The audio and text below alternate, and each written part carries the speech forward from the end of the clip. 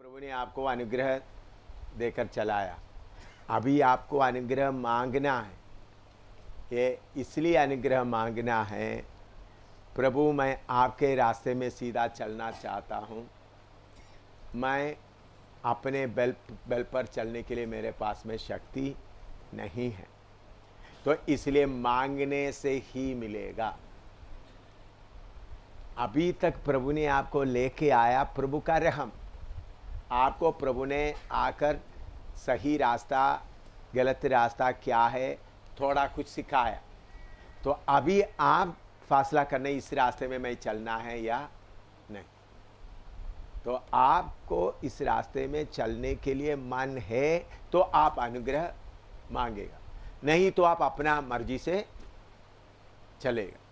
तो प्रभु कभी भी आपका फ्रीडम, आपका आज़ाद मर्जी के ऊपर प्रभु कभी भी हाथ नहीं डालता।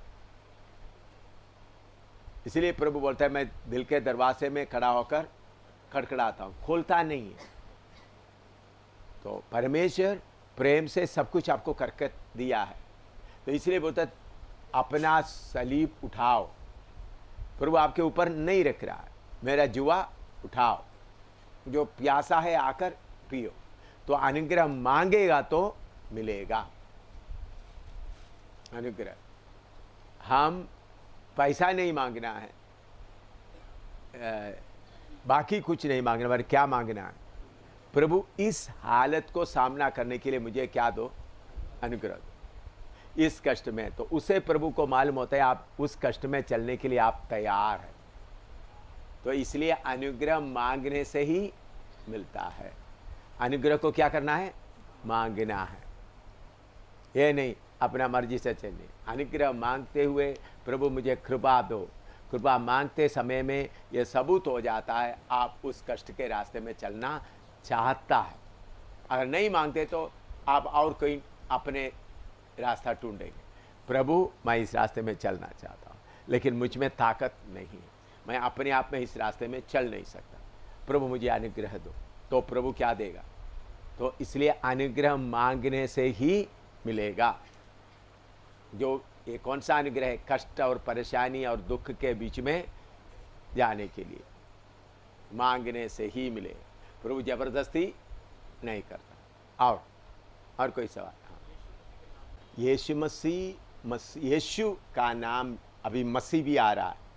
यीशु का नाम पापों से छुड़ाने वाला, छुटकारा देने वाला। तो उस मतलब वो जो काम प्रभु करने जा रहा है उस काम को प्रकट करता है, लेकिन असली में वो इमानुएल है। इमानुएल परमेश्वर हमारे साथ। उदाहरण के तौर पर मैं फौज में कैप्टन, लोग बोलेंगे कैप्टन है, तो हमारा ग्रुप में आएगा तो बोलेगा इंजीनियर है, कैप्टन नहीं बोलेंगे। क्या बोलेंगे? क्योंकि ये इंजीनियरिंग का काम करता है। इंजीनियर साइड में बोलते मैं कौन सा लाइन में मैं क्वालिफाइड किया वो बताएंगे।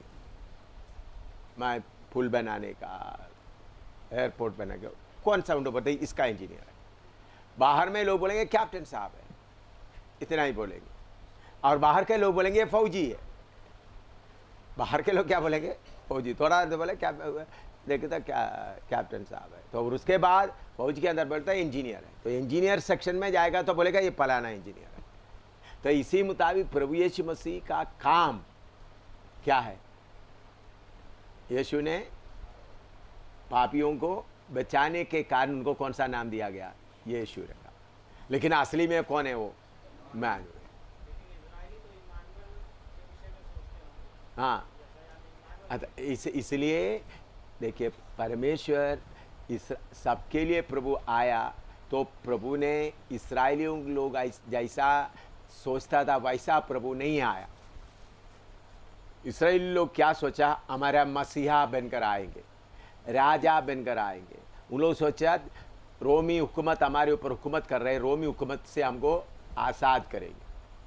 उन लोग कभी कलीसिया का बात, इस्राएल का वो भेद उनको मालूम नहीं था। पवित्र आत्मा आकर वो भेद बताने तक अब्राहम को मालूम नहीं था। नबी लोग, किसी नबी लोगों को भी ये बात मालूम नहीं थी, एलिया को भी मालूम नहीं था, यशायाह को भी मालूम नहीं था,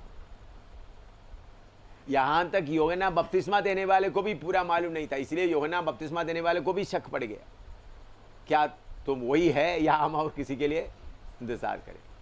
पवित्र आत्मा आकर वो भेद को खोल दिया, क्योंकि कलीसिया का काम उनको मालूम नहीं था। तो कलीसिया का काम प्रभु के समय में आ गया, अभी चल रहा है। तो कलीसिया का बात खत्म होने के बाद प्रभु दोबारा इसराइल के साथ उन लोग 7 साल विरोधी मसीह के अधीन में रहेंगे। उसके बाद आखिरी में 7 साल के आखिरी में प्रभु यीशु मसीह सब लोग देखते देखते उतर आएंगे। उस वक्त हम भी उनके साथ उतर आएंगे, तब उन लोग मसीहा करके उसको कबूल करें।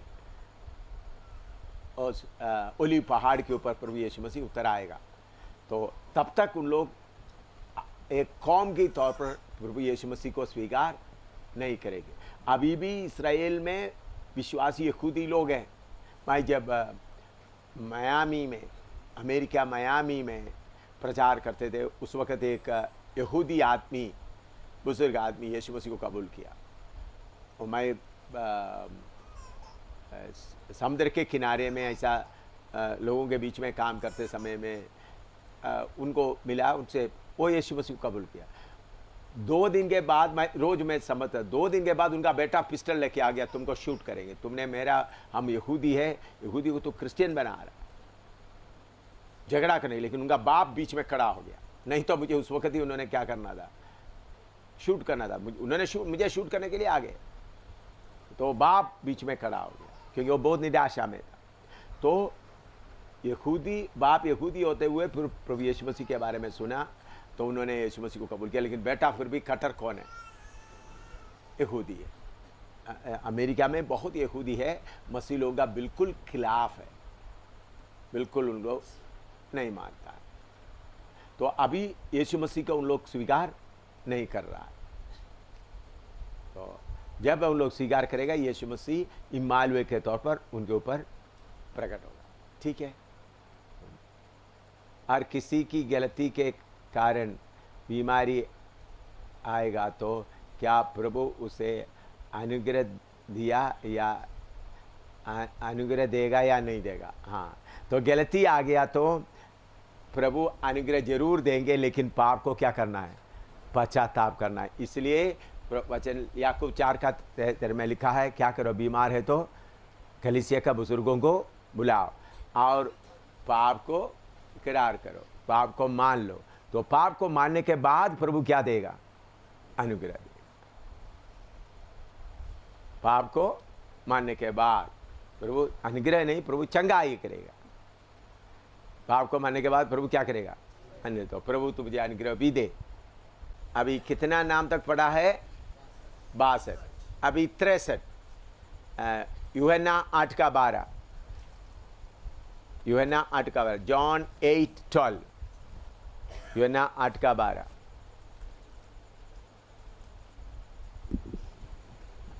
यीशु ने फिर लोगों से कहा, जगत की ज्योति मैं हूँ। हाँ, ये जगत का ज्योति, लाइट ऑफ द वर्ल्ड। मैंने इसके पहले आयाम, यीशु मसीह का आयाम में मैंने अलग बताया, उसमें ये विषय आया है, लेकिन अभी असली में उसका नाम में आया है। यीशु बोलते हैं, I am the light of the world.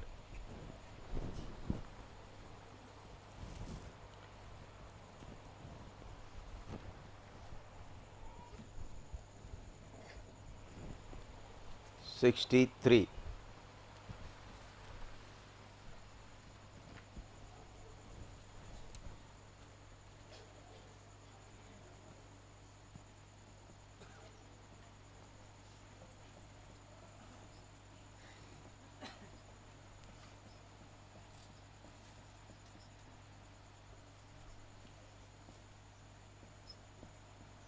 Light of the world.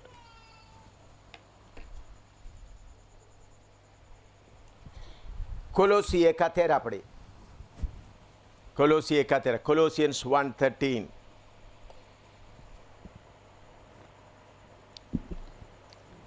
उसी ने हमें अंधकार के वश से छुड़ाकर अपने प्रिय पुत्र के राज्य में प्रवेश कराया। उन्होंने हमको अंधकार के वश से छुड़ाया और प्रिय पुत्र का राज्य में प्रवेश कराया। कैसा छुड़ाया? क्योंकि वो जगत का रोशनी है। अंधकार के जगह में प्रभु यीशु मसीह जगत का रोशनी बनकर आया, जगत का ज्योति।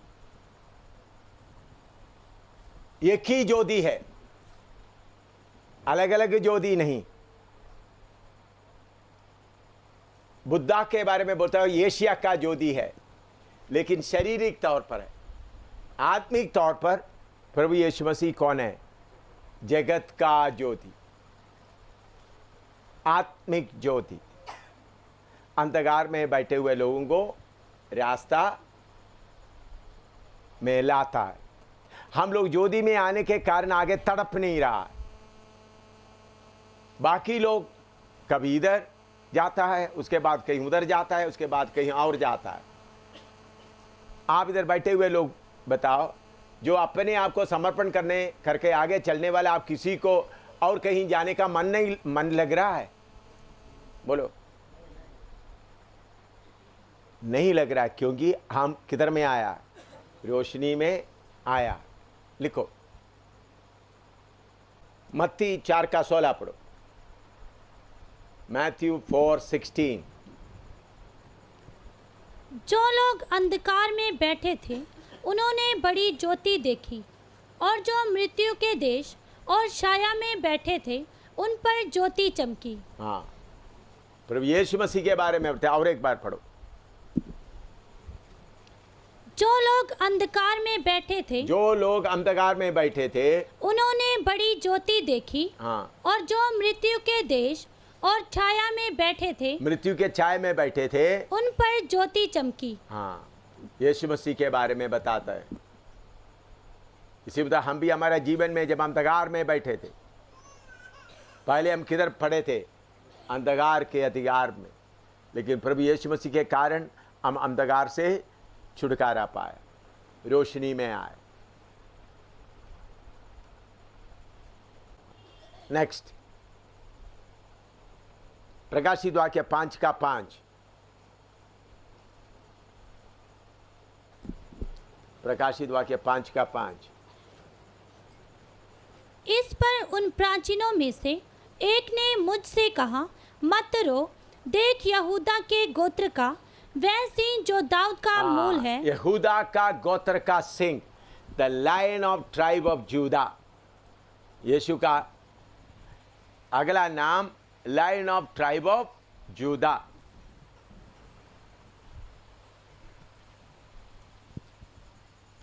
चौसठ।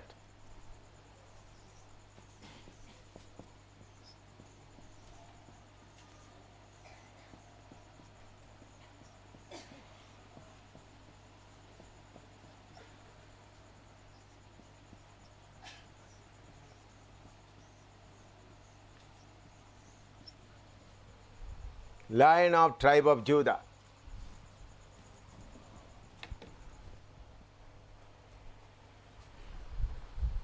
यहूदा का गोत्र का सिंह।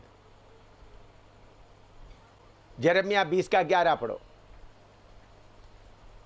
यिर्मयाह 20:11। यिर्मयाह 20:11।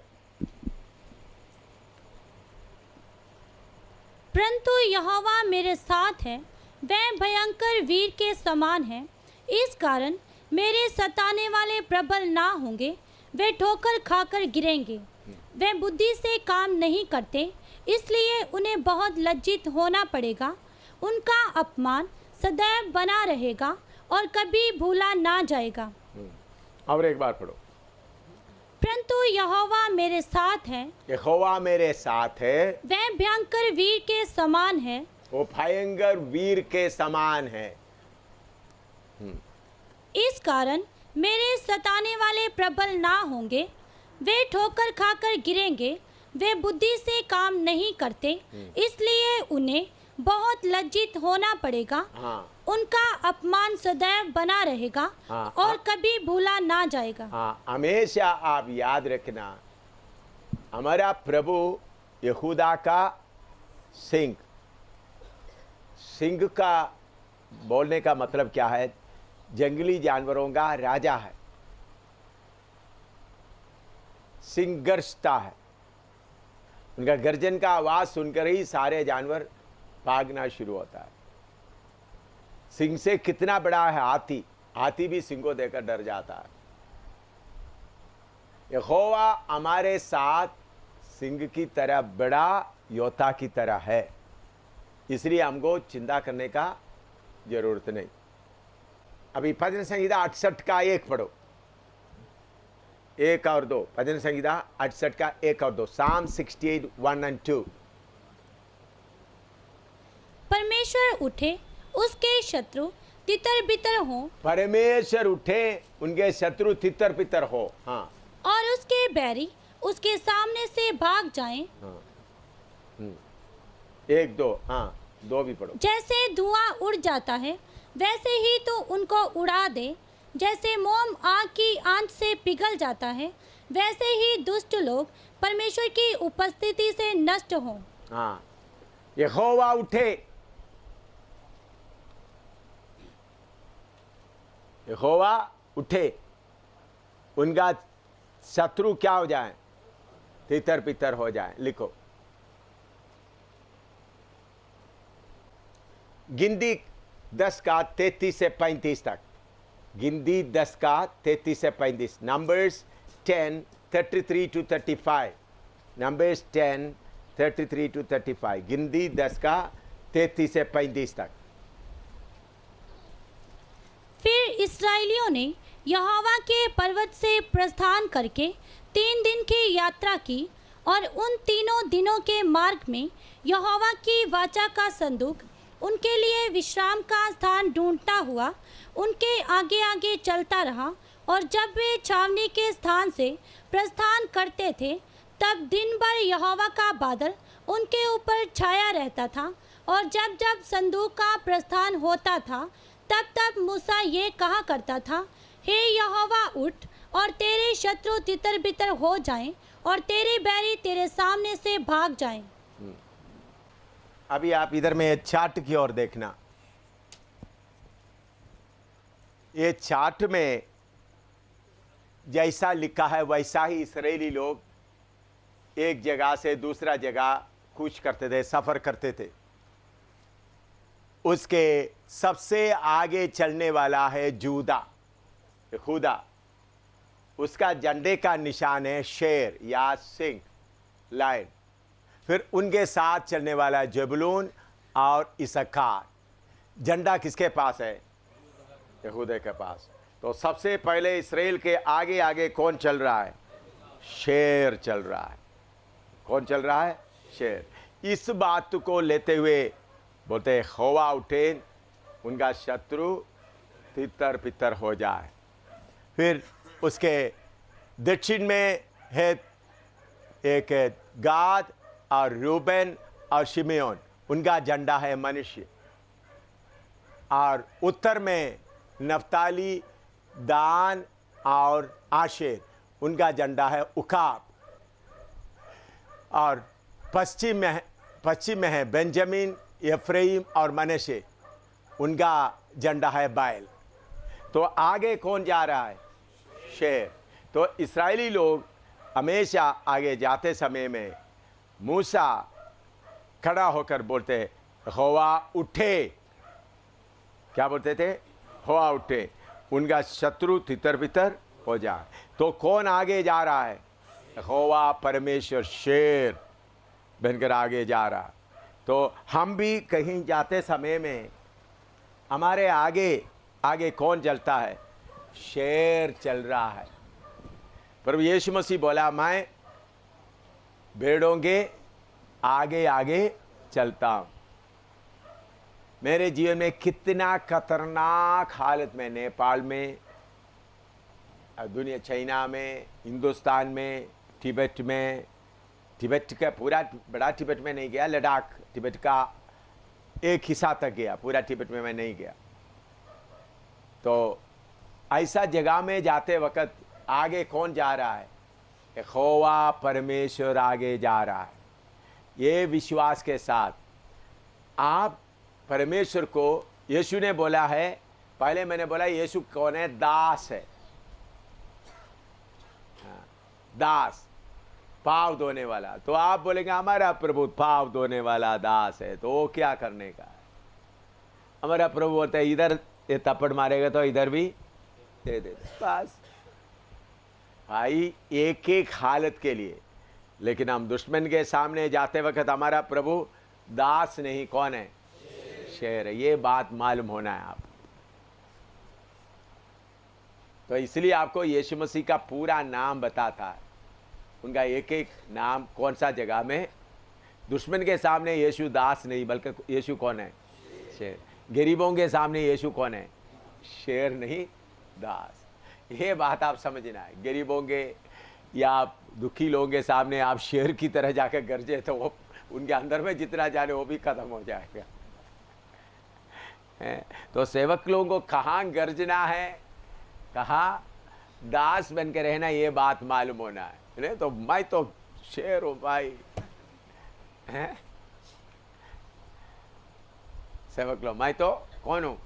शेर हूँ। मेरा परमेश्वर जी उठा हुआ परमेश्वर। भाई ठीक है भाई।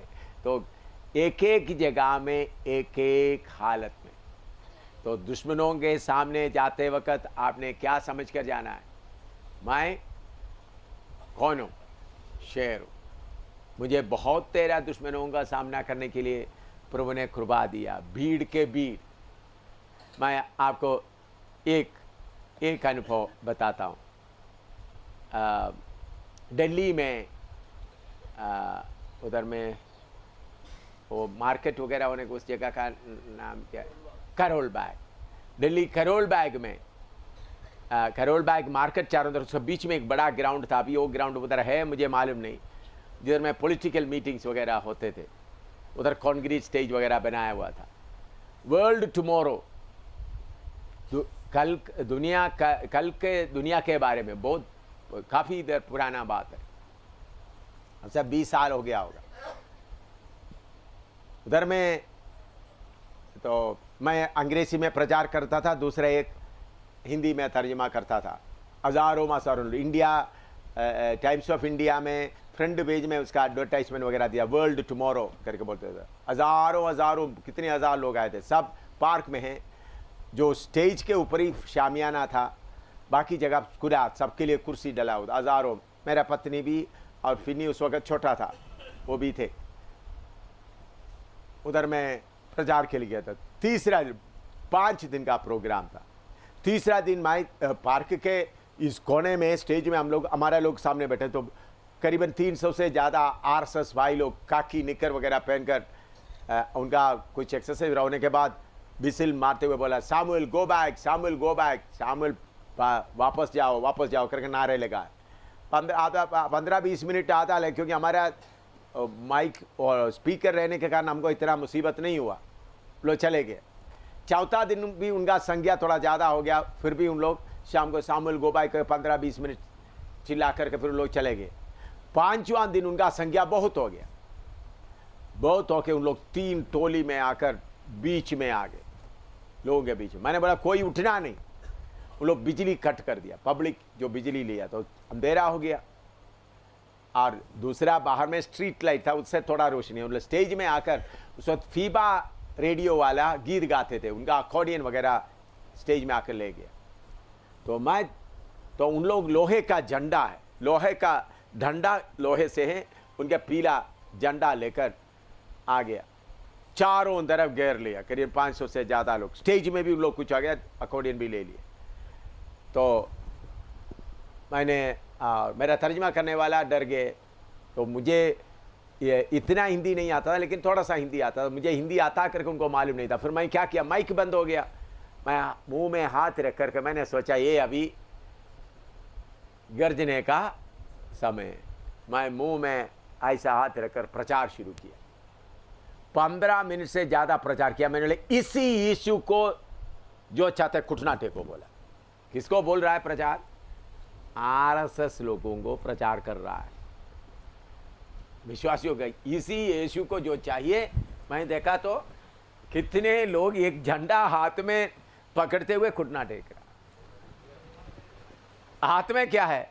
झंडा, ये झंडा से किसको मारने के लिए आया था? लोहे का झंडा लेकर मुझे मारने आया। 72 लोग उधर घुटना टेका, 72 आरएसएस लोग घुटना टेकर यीशु मसीह प्रभु करके सबके सामने प्रचार। मैंने बोला प्रार्थना करो, मेरे पीछे पीछे प्रार्थना करना शुरू कर दिया। प्रभु यीशु मसीह तू सच्चे परमेश्वर है करके मैं विश्वास करता हूं। फिर मैंने बोला इनके लिए एक मीटिंग रखो। उसके अगले शनिवार उन लोग मीटिंग रखा। 79 लोग, 79 लोग इकट्ठा हो गए। उसमें से अभी 2 प्रभु का सेवक, हमारा संगति में नहीं है, और 2 प्रभु का सेवक भी बन गया। किधर से आ गया वो? सब आरएसएस लोगों के बीच में। उधर में प्रभु कैसा प्रकट हो गया? थप्पड़ मारने से, हाँ मारो भाई, ऐसा प्रकट हुआ। उधर में प्रभु शेर की तरह प्रकट हो गया। आपको मालूम होना चाहिए कहां कैसा प्रभु प्रकट होता है, शेर की तरह। तो हर जगह में प्रभु की आत्मा की अगुवाई से हम आगे बढ़ना है, शैतान को हमको हराने के लिए। तो कौन सा समय में कौन सा रूप में प्रकट होना है? तो कई जगह में प्रभु कौन है? यहूदा का शेर, यहूदा का सिंह। तो मैं तो लंगड़ा लुंगड़ा सेवक है, तो मैं तो मार खाने वाला है, मैं तो कौन सा है, मुझे कोई मुँह से नहीं। आपका चेहरा देखकर लोग क्या करना है? डरना है। बड़ा राजा हो, बड़ा अधिपति हो, कोई भी हो, उनको डराना है। कभी शेर की तरह प्रकट होना है, कभी गरीबों के सामने जाके शेर मत बनो। बाकी प्रभु का आत्मा का अभिषेक के अनुसार। तो प्रभु यीशु मसीह कौन है? यहूदा का शेर। लिखो प्रेरितों का काम 10 का 36, एक्ट्स 10:36, एक्ट्स 10:36, प्रेरितों का काम 10 का 36। जो वचन उसने इस्राएलियों के पास भेजा जब उसने यीशु मसीह के द्वारा, जो सबका प्रभु है, सबका प्रभु। उनका 65वां नाम क्या है? Lord of all.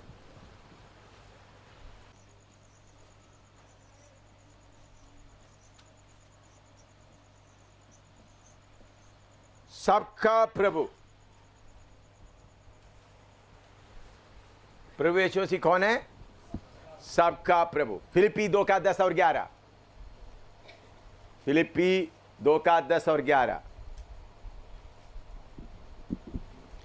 कि जो स्वर्ग में और पृथ्वी पर और पृथ्वी के नीचे हैं, वे सब यीशु के नाम पर घुटना टेकें और परमेश्वर पिता की महिमा के लिए हर एक जीभ अंगीकार कर ले कि यीशु मसीह ही प्रभु है। यीशु मसीह ही प्रभु है।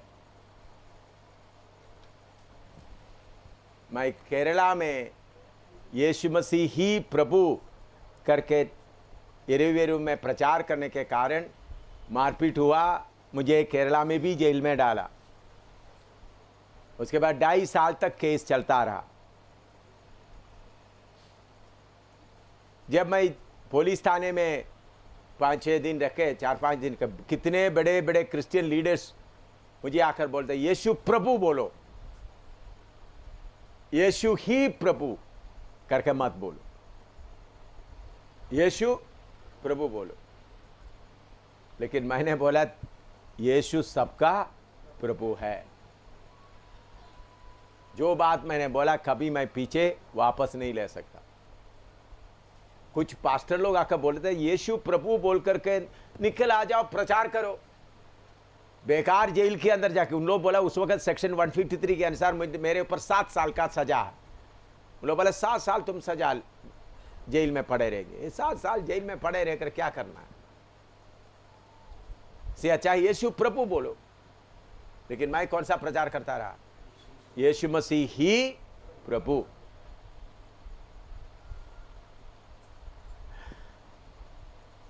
एक ही प्रभु है। वो कौन है? यीशु मसीह। वो सबका प्रभु है। इसलिए मैं हर जगह में प्रचार करते हुए तो हिंदुओं का भी प्रभु है, ईसाइयों का प्रभु है, मुसलमानों का भी प्रभु है, सरदारों का प्रभु है, सबका प्रभु है।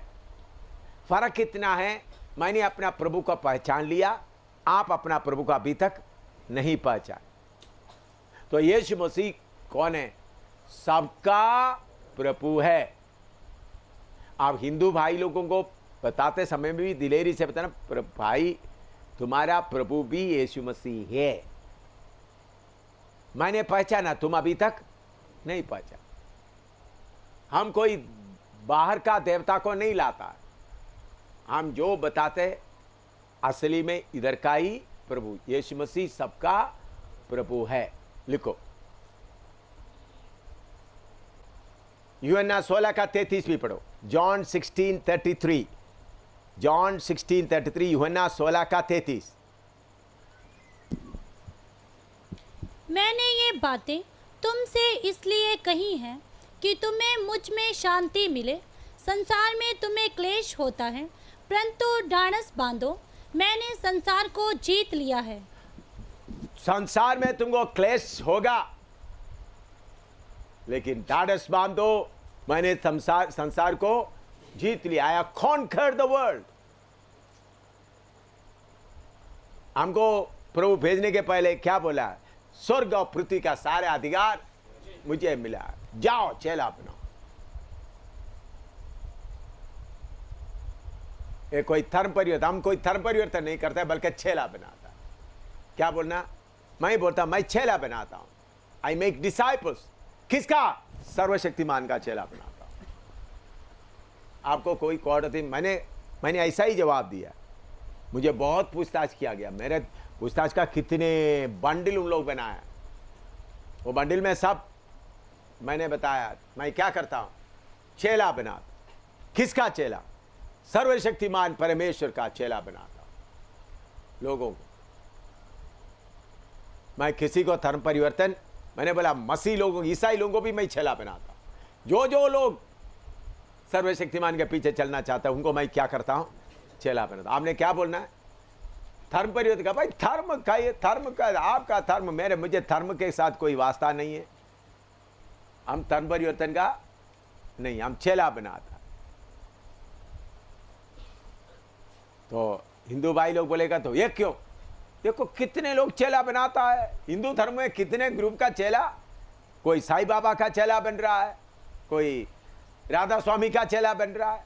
मैं तो सर्वशक्तिमान का चेला बना रहा हूं। धर्म परिवर्तन नहीं करता। तो प्रभु यीशु ने बोला आई कॉन्कर द वर्ल्ड। आपको मालूम है जम्मू में पहले बार मुझे अरेस्ट करके ले गया, उन लोग बोला 4 घंटे पूछताछ करने के बाद छोड़ दिया, आधी रात को छोड़ दिया। बोला कल सुबह शेड भी खोलना, तुम कल सुबह किधर चले जाना? केरला चले जाना। मैं किधर बैठा हुआ है? मुझे कौन बोल रहा है? जम्मू का बड़े बड़े senior superintendent of police, SP, पूरा पुलिस अधिकारी, उनके पास सारे फौज है। एम सामुएल के पास एक मक्खी भी नहीं है, मेरे पास में एक मक्खी भी नहीं है, मच्छर भी नहीं। उन लोग बोल दिया तुम किधर जाना। कौन बोला? देखो कितने घंटे तक, मुझे 4 घंटे से ज्यादा कस्टडी में रहकर पूछताछ करके सीबीआई आरएसएस साहब बोलकर तुम कल सुबह तक क्या करो? पूरा शेड खोल दो, सबको भेज दो और तुम केरला में चले जाओ। मैं सुबह क्लास में बैठा हुआ, क्या कर रहा है? बाइबल क्लास ले रहा है। क्यों? कौन सा ताकत से? सब लोगों को मिलकर, क्रिश्चियन कॉलोनी का सब लोग बोले मुझे बिचाएंगे। भाई क्रिश्चियन कॉलोनी के लोग ही खुद मुझे बेच रहे थे। क्रिश्चियन कॉलोनी के लोग ही पोते, इनको कैसा भी इधर से निकाल दो। उन लोग ही जाकर पुलिस इंस्पेक्टर, एसपी बोल रहा था क्रिश्चियन लोग ही तुम्हारे खिलाफ बोल रहा है। तो तब मैंने बोला इससे मालूम हो गया मैं धर्म परिवर्तन नहीं करता है। वापस के उन्होंने बोला तुम्हारे तरफ करने वाला कोई नहीं है, क्रिश्चियन लोग भी तुम्हारे लोग बोलते हाँ, तो इसलिए आपको मालूम हो गया ना मैं क्रिश्चियन धर्म का परिवार, क्रिश्चियन धर्म का कोई संबंध नहीं था, फिर चुप हो गया। क्यों? लॉर्ड ऑफ ऑल, सबका प्रभु हमारे साथ कौन है? इसलिए प्रभु यीशु मसीह जो तुम में है, जो दुनिया में से बड़ा है। ये हिम्मत आपके अंदर होना है। शद्रक मेशक को, अबेदनगो को ये हिम्मत था, इसलिए वो डरा नहीं। से बोले हे राजा, तुम्हारा सवाल का जवाब देने के लिए हम सोचता नहीं है। हालेलुया। तो हमारा प्रभु कौन है? लॉर्ड ऑफ ऑल, सबका प्रभु। प्रभु बोलते हैं मैं दुनिया को क्या कर दिया है?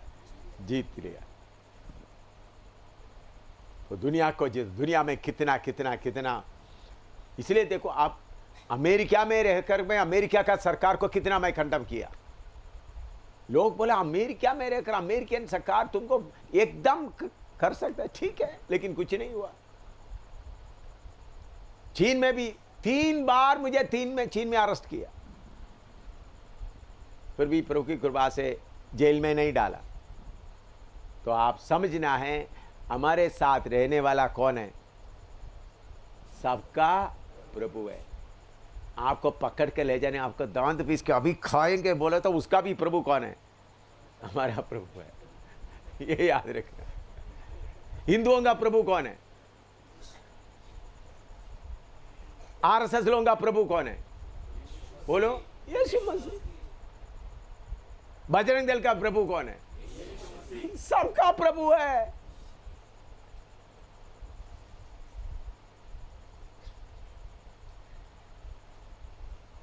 अभी जगाधरी में पकड़ कर मारा, लाइट बंद कर दिया, घसीट के लेके आया, फिर भी कितना बड़ा जोर से उसका तूफान आ गया था।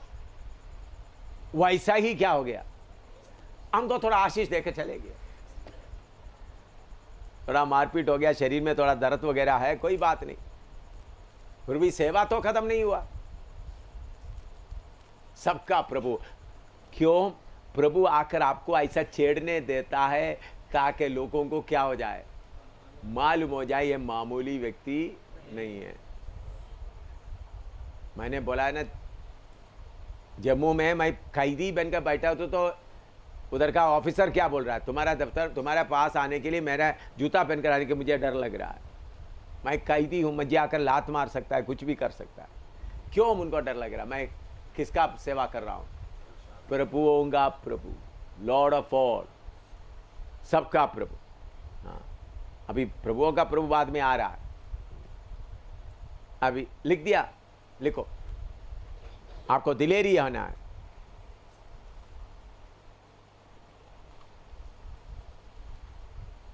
पहला कोरिन्थी 2:8, 1 Corinthians 2:8। जिसे इस संसार के हाकिमों में से किसी ने नहीं जाना, क्योंकि यदि वे जानते तो तेजोमय प्रभु को, तेजोमय प्रभु, लॉर्ड ऑफ ग्लोरी, अगला नाम क्या है? लॉर्ड ऑफ ग्लोरी, तेजोमय प्रभु।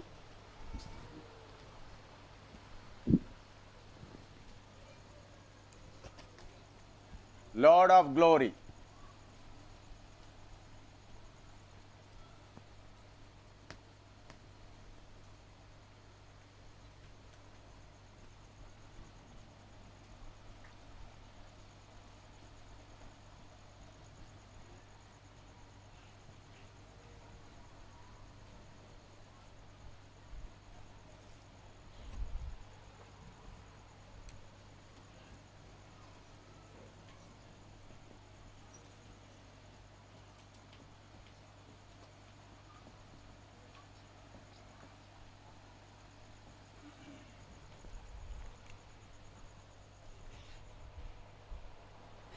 Lord of glory.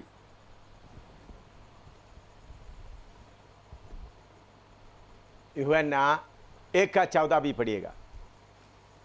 यूहन्ना 1:14, जॉन 1:14। और वचन देहधारी हुआ और अनुग्रह और सच्चाई से परिपूर्ण होकर हमारे बीच में डेरा किया, और हमने उसकी ऐसी महिमा देखी जैसी पिता के इकलौते की महिमा। हालेलुया। यीशु मसीह का महिमा के बारे में बताता है। आदि में वचन था, वचन परमेश्वर था, वो वचन परमेश्वर था। वो वचन क्या बन गया? देहधारी। तो उसके ऊपर का महिमा कैसा था? पिता का इकलौते के तक। लिखो,